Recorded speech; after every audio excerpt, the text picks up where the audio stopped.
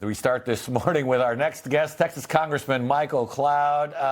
Congressman, a lot of moving parts this morning on the war with Iran. Is the vice president going? Is he not going? Is Iran going to show up in Pakistan today? It seems to me that it would be a terrible mistake if Iran does not show up to the peace talks because they're looking at the destruction of their country on the other side of this. Very much so. Iran definitely should show up.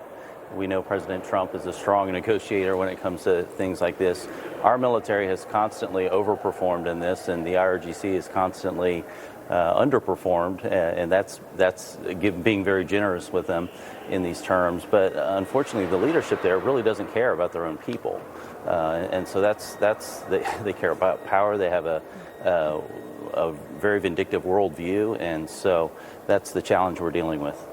I want to shift now to a topic I know you are personally big on, FISA. You and many other Republicans have opposed clean extensions of FISA without reforms, but President Trump wants a longer, clean continuation. Even though the Obama administration misused FISA to spy on Trump's campaign back in 2016, where do you draw the line between protecting our civil liberties and preserving these intelligence tools? Well, it doesn't have to be an either or, and I think that's the first important thing to put in this conversation. And then one of the things that have maybe been an error in the negotiations is treating the FBI and the CIA like they're the same organization, and they're not.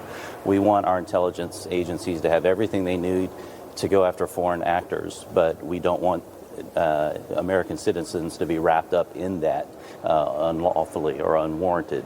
And so there's three things that I've been talking about, a number of people have been talking about really for several weeks now, and that's to have some sort of warrant protection in there.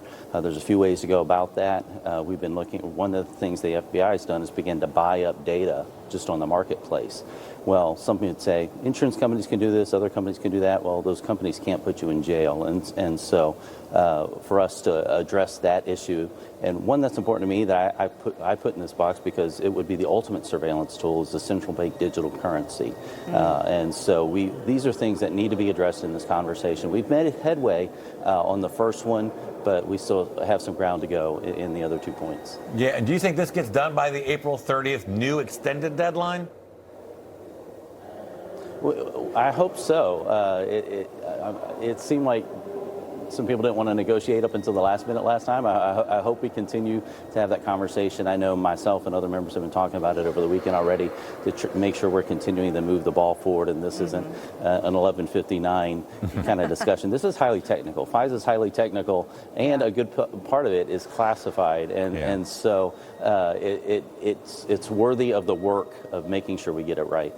While we have you here, we have to get to the elephant in the room, the partial shutdown of DHS now in its 9th week, the longest funding lapse ever for a single federal agency. And I doubt there's any compromise with Democrats right now worth accepting. But what can you tell us about this at this point? Well, it's diabolical, really, that Senate Democrats will not fund Homeland Security, especially while what's going on in Iran. But we've seen them open up our borders over the last 4 years, and so it's sadly not a surprise. We've got to continue to move this forward. Doing it through reconciliation might be the only thing left. It's not the way to do business, and there's a concern on the appropriation side of what a goose egg would look like, and maybe the legal quagmire that would open us up to if Congress says we want this zero funded. And so I'd like to see at least all of the Department of Homeland Security into this package, not just isolating this out, but to cherry pick these things puts us in a real unprecedented, dangerous area and could affect how Congress operates for quite some time. So really it'd be best if Senate Dems would come to their senses on this issue. The American people want their homeland protected. Yeah, absolutely. Congressman Michael Cloud from the great state of Texas, thank you so much for joining us.